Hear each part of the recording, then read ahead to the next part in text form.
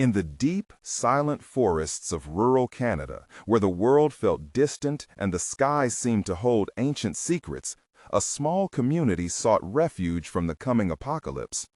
They were not misfits or outcasts in the traditional sense.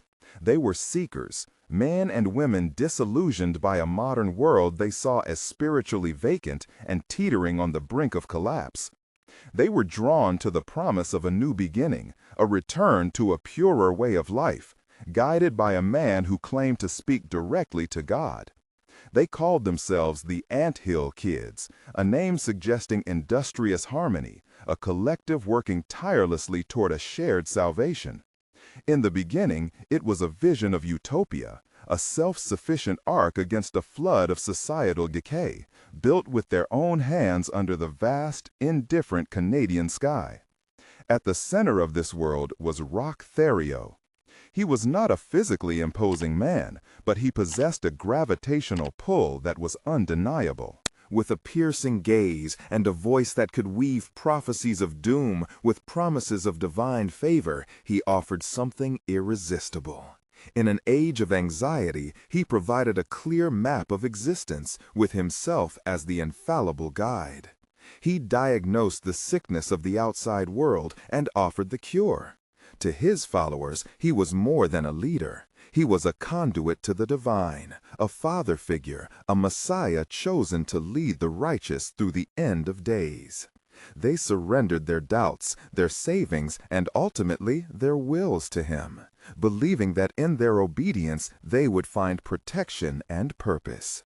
But this isolated sanctuary, built on a foundation of hope, would slowly transform into a laboratory for human cruelty. The very isolation that promised safety became a prison without bars, where the only voice of authority was Thériault's. The name ANTHILL Kids took on a more sinister meaning, as individuality was systematically crushed in favor of the colony's survival, a colony that served only its king.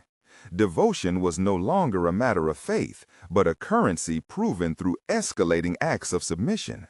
What began as communal living and shared belief curdled into a tightly controlled system of surveillance and psychological warfare, where every thought and action was subject to the prophet's judgment. This is where the story descends into a darkness that defies easy explanation. Under Thériault's absolute rule, faith was not a source of comfort, but a tool for absolute control.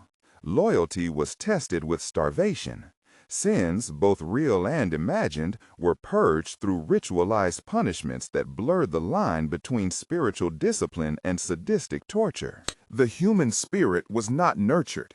It was systematically dismantled, piece by piece, until all that remained was fear and a desperate, clinging belief in the man who inflicted their pain. This is not just the story of a cult. It is the story of how the search for meaning can lead to a desolate wilderness of suffering, where a charismatic monster convinced his followers that mutilation was a holy act, that torture was a form of love, and that the path to heaven ran through a meticulously constructed hell on earth. What allows one man to wield such terrifying power? And how does the human mind break so completely that it learns to accept the unthinkable as the divine will? The answer to that question begins not in a moment of violence, but in the quiet desperation of an era.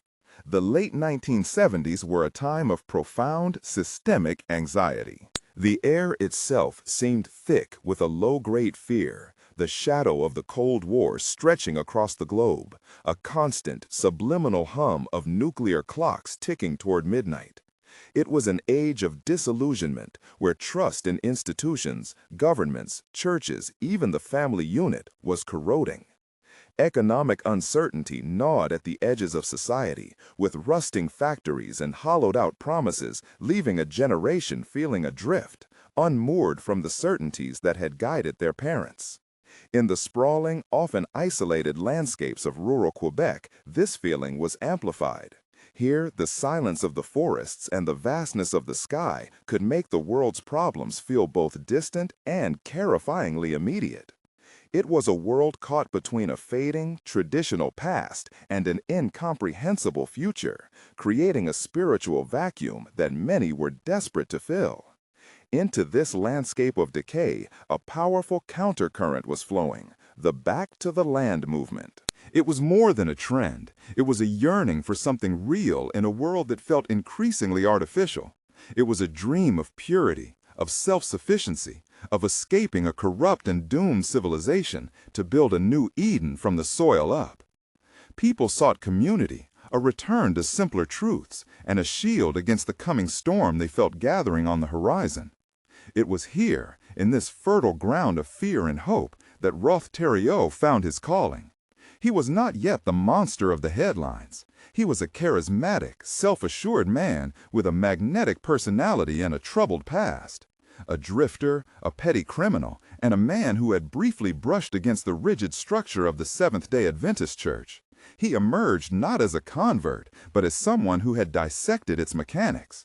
His time on the fringes had been a masterclass in reading human desperation. He understood the power of prophecy, the intoxicating allure of being one of the chosen few, and the binding force of a shared secret truth.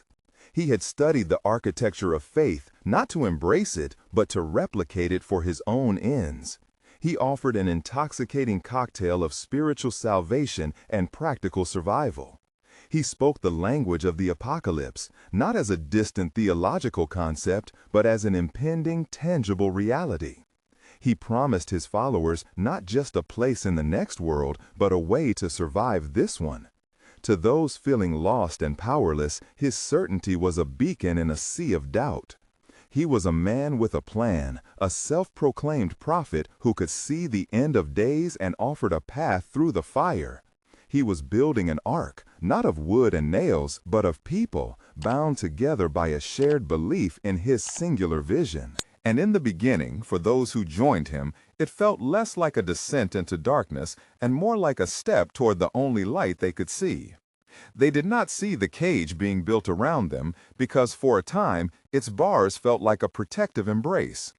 This ark of people needed a physical anchor, a place where the world's noise could finally fade to a whisper, replaced by the sound of the wind through the pines and the singular voice of their prophet. In 1977, Roch Thériault led his small band of followers deep into the Canadian wilderness, to a remote plot of land near Burnt River, Ontario. The isolation was the point. It was a physical severing from the past, a deliberate step into a world of his own making. Here, surrounded by the silent, ancient judgment of the trees, the old rules no longer applied. Society's laws, its moral compass, its safety nets, all of it dissolved at the edge of the forest. He was the only law, the only voice that mattered. It was here that he gave them their new identity, a name that would erase their former selves. They were no longer individuals with complex histories, families, and uncertain futures. They were the ANTHILL kids. The name was both a prophecy and a command. Like ants, they were to be industrious, selfless, and completely dedicated to the colony. Their purpose was not their own. It was to build, to work, to serve the collective will, a will that was channeled exclusively through him. The individual ant is meaningless, only the hill matters. He systematically dismantled their personal histories, forbidding contact with outside family and friends, effectively turning their loved ones into relics of a sinful, forgotten world. The first laws of this new society were cloaked in practicality and spiritual righteousness, a life of relentless hard work, simple food, and shared resources. They built their own shelters from the unforgiving land, their hands raw, their bodies aching. But this exhaustion was framed as purification. Every drop of sweat was a prayer, every splinter a testament to their devotion. To build their new Eden, they first had to surrender the temptations of the old one. This meant giving up everything. Followers were convinced to hand over their life savings, their homes, their cars, and any possessions of value. It was a systematic stripping away of their worldly connections. These were not donations. They were acts of faith, of shedding the skin of a corrupt world to be reborn in his image. But in severing their financial ties to society, they were also severing their escape routes. Their dependency was now total, not just spiritual, but material. Without money, without a car, without a connection to anyone outside the fence, where could they go?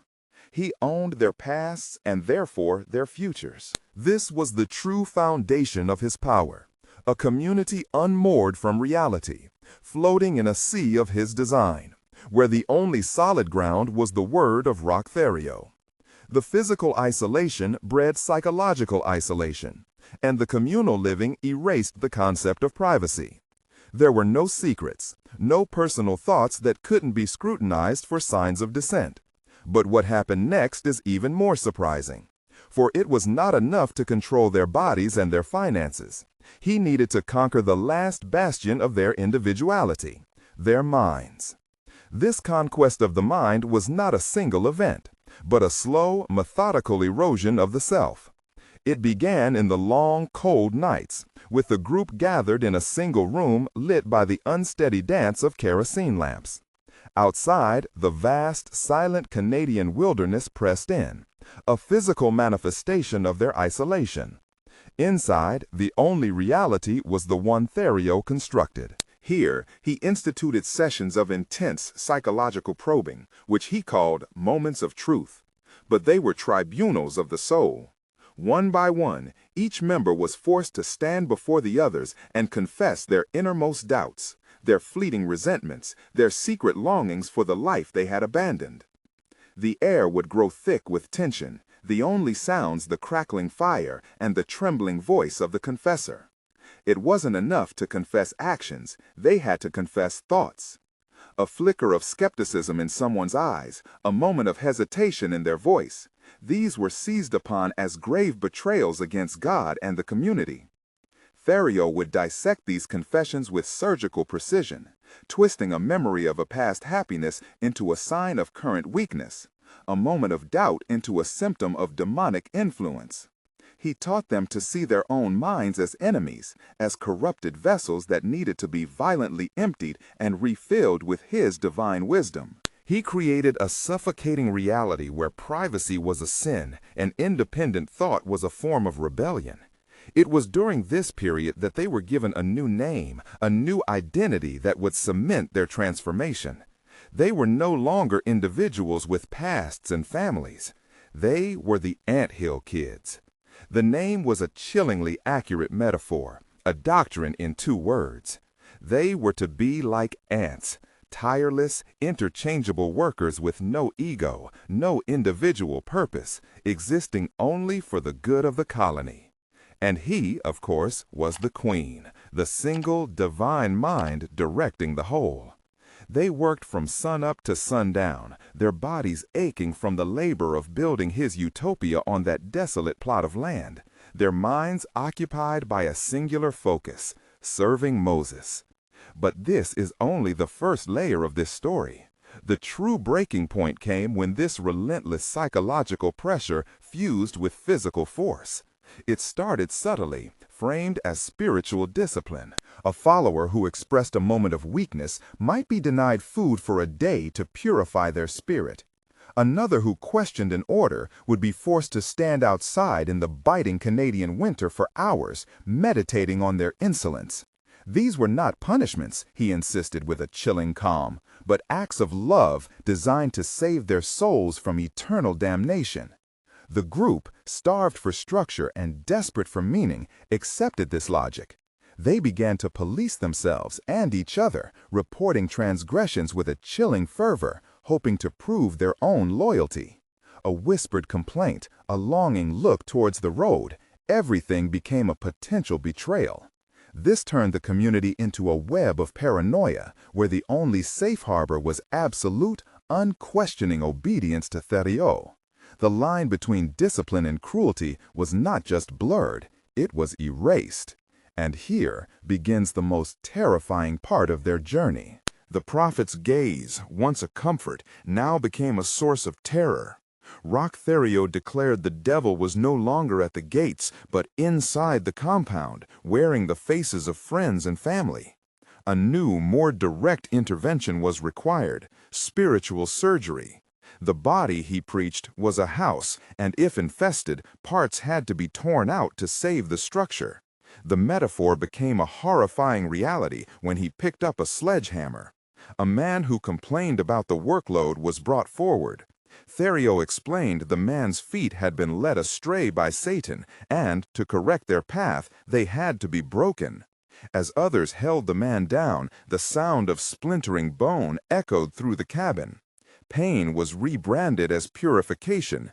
Every cry of agony was the sound of a demon being expelled. Farm tools, pliers, knives, blowtorches were repurposed into instruments of salvation. The main cabin became a makeshift operating theater for the self-appointed surgeon of the soul. Claiming divine knowledge of anatomy, he targeted one of his wives, Gabrielle Lavallee, for having a deceitful tongue. He used pliers to pull out 8 of her teeth as the others watched, their faces pale in the lantern light. They were trapped in a paradox of horror. To protest was to invite the same fate, to identify yourself as the next one needing healing. The fear was so absolute it mutated into a form of belief, a necessary shield against the unbearable truth that they were trapped with a madman. Thériault's paranoia and sadism fed each other, his focus narrowing with chilling intensity on his wives and children. He performed crude surgeries for imagined illnesses, opening wounds with kitchen knives to remove bad tissue. The screams were muffled by the dense forest, a wilderness that had become a soundproof chamber for their suffering. Other members were not just spectators, they were conscripted into the violence. Ordered to assist, to hold down victims, they became complicit. This was Thériault's most insidious weapon, shattering their moral compasses and binding them to him through shared guilt. How could they leave when their own hands were stained? They were no longer just followers, but shattered pieces of a nightmare held together by their tormentor. The ultimate descent came with Solange Boilard. Accused of being possessed, she became the subject of his most depraved ritual. Convinced her intestines were filled with demons, he performed an amateur disembowelment on her while she was conscious, using alcohol as a crude anesthetic. For 2 days, she lay in agony. The community watched, paralyzed, as a woman was tortured to death in the name of God. Her death was a public execution, a final lesson in the cost of defiance. The utopia had become a tomb. But this is where the story takes its darkest turn. The death of one was not an end, but a beginning. It was proof that Thériault's power was now absolute, a power over life and death itself. In the aftermath of Solange's death, a new, heavier silence fell over the compound. Her body was buried in an unmarked grave, her name forbidden to be spoken. Thériault had not just killed a woman, he had erased her, demonstrating that any of them could be similarly deleted from existence. The violence did not stop. It became a daily ritual, a constant hum of terror. One of his wives had a hand amputated for a minor infraction. Children were punished with the same cold, methodical brutality. The community had crossed a threshold, living in a world where the laws of man had been suspended. But within this ecosystem of absolute control, a single seed of rebellion was germinating in Gabrielle Lavallee. She had endured unimaginable suffering, but each act of cruelty chipped away at the indoctrination, replacing it with a desperate primal will to survive. She saw Solange's fate as a preview of her own. The final straw came when Thériault, in a fit of rage, broke her ribs and collarbone. As she lay in agony, she understood that to remain was to die. Her escape was an act of impossible courage. Under the cover of a freezing Ontario night, nursing her broken bones, she fled into the wilderness that had for years been her prison, driven by the desperate hope that the outside world still existed.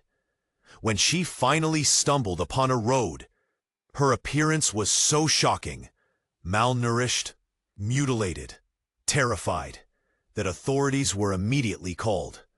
Her testimony was the key that unlocked the gates of hell. The police raid on the compound in 1989 was a surreal collision of two realities.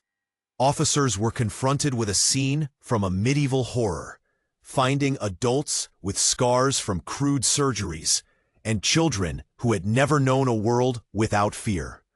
The compound, which Thériault had called a New Eden, was revealed to be a concentration camp of the soul. The legal proceedings that followed captivated and horrified Canada, exposing the terrifying power of psychological manipulation. Survivors, one by one, took the stand, their voices trembling as they recounted years of abuse that sounded too monstrous to be real. The defense argued it was a consensual lifestyle, but the evidence told a different story. One of how a charismatic leader could systematically dismantle human identity. Thériault was convicted of murder and sentenced to life in prison, but his reign of terror left a legacy that could not be contained by prison walls. The story of the ANTHILL kids became a permanent fixture in the dark annals of criminal psychology, a stark warning of the dangers lurking within unchecked power and blind faith. The modern consequence of this story is not simply the memory of its horror, but the chilling realization of how fragile the human mind can be when isolated and subjected to relentless pressure. It serves as a permanent case study in how the search for meaning can be twisted into a justification for atrocity, and how a community, in its desperation for a savior, can end up creating its own monster. To understand the true depth of this tragedy, we must look beyond the trial and the headlines into the silent world of the children.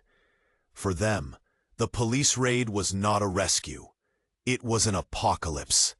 They were born into a reality where their father, Moses, was a god, and the world outside was a hell of fire and demons. They clung to each other, not in relief, but in sheer terror, as uniformed strangers spoke in calm, alien tones. These rescuers were, in their indoctrinated minds, the very demons they had been warned about their entire lives.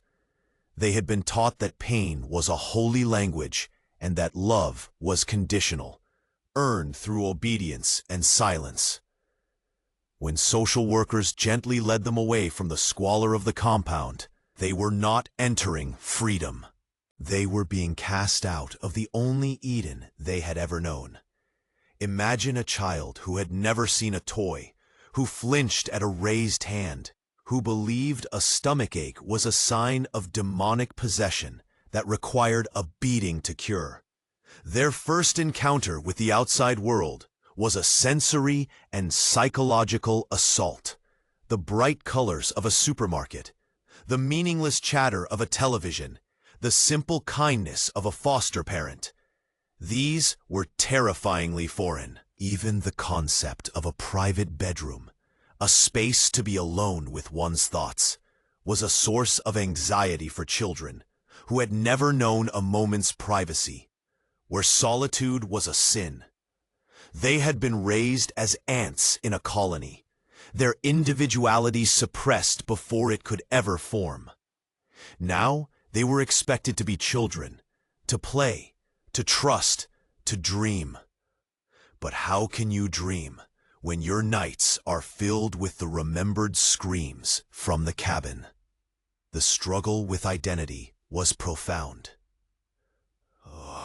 Many carried the name Thériault, a brand that linked them to a monster. In school, they were ghosts, unable to answer the simple question, "What did you do this summer?" Their past was a void of unspeakable memories, a black hole they were told to forget but could never escape. They had to learn the most basic human connections from scratch, to understand that a touch could be a comfort, not a prelude to pain. They had to unlearn the language of fear. Therapists and caregivers worked to build a new foundation, but they were building on ground that had been systematically poisoned. The fear Roch Thériault had instilled was not just of him, but of their own inner selves. They had been taught to police their own thoughts, to see any flicker of defiance as a sin.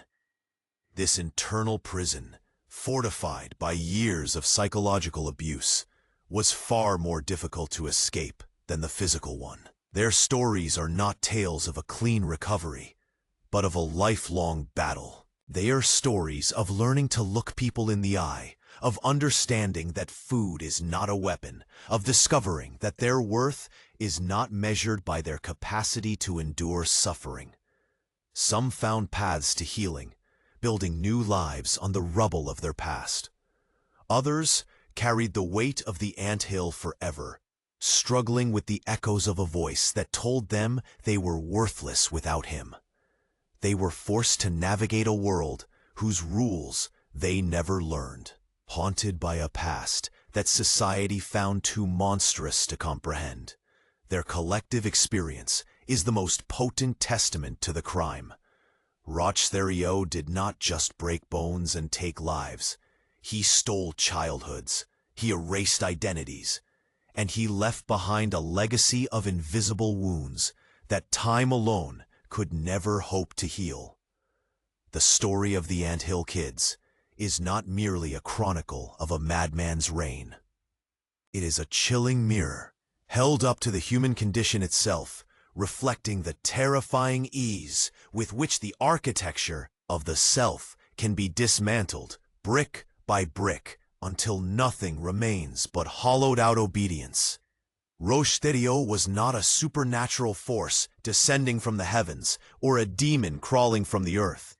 He was a man, and that is the most unsettling truth of all. He was a man who understood the intricate mechanics of fear, the weight of loneliness, and the desperate human hunger for certainty in a world that offers none.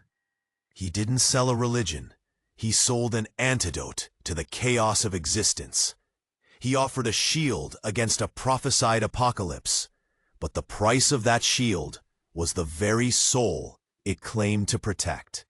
This saga forces us to confront uncomfortable, foundational questions. Where does faith end and collective delusion begin? At what precise moment does a community built on shared hope become a prison with invisible bars? When does a leader promising salvation transform into a tyrant who owns the bodies and minds of his followers? The lines are far more fragile than we care to admit. They are not bold, clear demarcations, but faint pencil marks, easily blurred in moments of vulnerability, erased by the promise of belonging, and ultimately washed away by the relentless tide of groupthink. The evil that flourished on that isolated hill in Ontario was not an alien invasion. It was cultivated from seeds that lie dormant in the soil of every human society. The desire for simple answers to complex questions. The seductive comfort of surrendering one's will to a higher power. And the terrifying, absolute power of a single, unchallenged voice. To understand the Anthill Kids is to understand that the journey into darkness rarely begins with a leap. It begins with a single, seemingly reasonable step. It starts with accepting a small truth that makes a larger lie palatable. It continues by severing ties to the outside world, creating an echo chamber where the leader's voice is the only reality. It solidifies by redefining language itself, where punishment becomes purification, cruelty becomes a test of faith, and doubt becomes the ultimate sin. The physical torture was only the final, suffering, gruesome punctuation mark on a long sentence of psychological annihilation. Thériault's true weapon was not the knife or the hammer. It was his ability to convince his followers that their suffering was a sacred act, that their degradation was a form of grace. Perhaps the most profound and enduring lesson from the ashes of this community is one of radical vigilance. It is a reminder that darkness does not always announce itself with thunder and lightning. More often, it whispers promises of safety. It builds its walls slowly, disguising them as a sanctuary. It offers a family to the lonely and a purpose to the lost. And it teaches us that the most sacred human duty is not to believe, but to question. To relentlessly question authority, to interrogate certainty, and most of all, to challenge the voices that demand we sacrifice our humanity for the illusion of heaven on earth.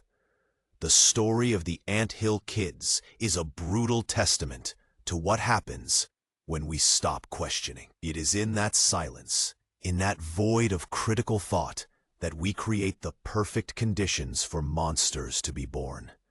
If stories like this matter to you, and you believe in the importance of understanding these dark chapters of our history, consider subscribing for more investigations into the complex shadows of our shared past.